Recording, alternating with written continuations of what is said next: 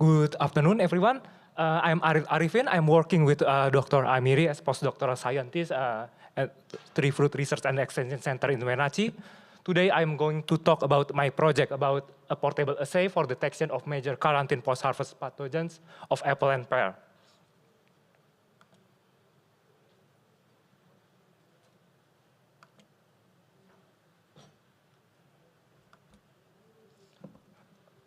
Okay, wait.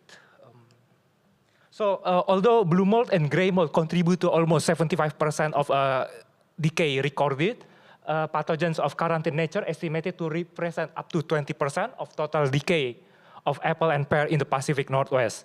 And also, like there are strict quarantine requirements from several countries, and then it's due to cryptic behavior, so it's difficult to precisely characterize some pathogens and to detect them early enough.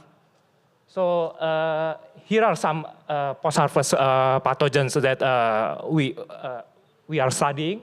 Fascidophilus vasinensis mostly on apples, Fascidophilus on pear, Sphaeropsis sphaeriputrescens, and Neofabrea species, or bullseye rot. So our current detection challenges, first is about time, because to detect pathogens, it takes up to 3 weeks if they are slow growing. And also the second is about expertise, because it needs specialties like molecular biologists or mycologists to do the work. So our solution is we offer an isothermal molecular-based assay.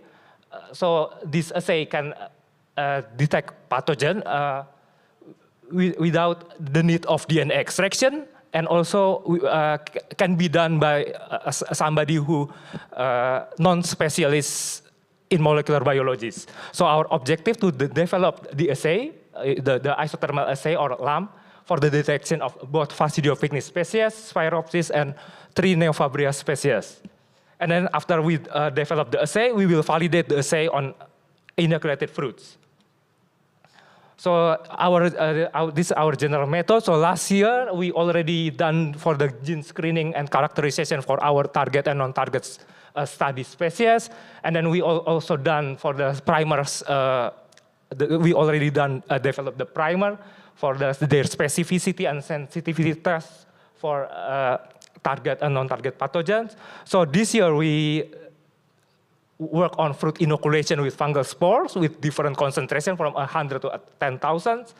And then we do the sampling from 30 days post-inoculation during harvest time, or 60 days post-inoculations, and then 30 days post-harvest, and then we do fruit processing using commercial blender in the lab without any DNA extraction. And then we do the LAMP detection using a portable LAMP assay, which can measure the fluorescence due to DNA amplification. So on the left graph show an example of LAMP measurement of asymptomatic fruits on 30 days post-harvest. So on the y-axis, we can see the fluorescence, show the DNA amplification, and on the x-axis show the time. So here we can see some amplification shows by the fluorescence of some fruit that infected by Fascidophilus washingtonensis. But for the negative result, there is no amplification. And then on the right, we can on the right bottom, we can see some percentage of fruit samples that are positive to Fascidophilus washingtonensis, and we can see that in 10,000 spores per milliliter at 30 days post-harvest and 10 months sampling, like 100% of the fruits positive to Fascidophilus washingtonensis. On the right up graph, there's also like some amplification or some positivity of samples positive to Fascidophilus sphaeri, but there is some anomaly here because it's slightly less positive samples to Fascidophilus sphaeri. So from this result, we can say that the spore concentration and then time contributes to the positivity of the samples.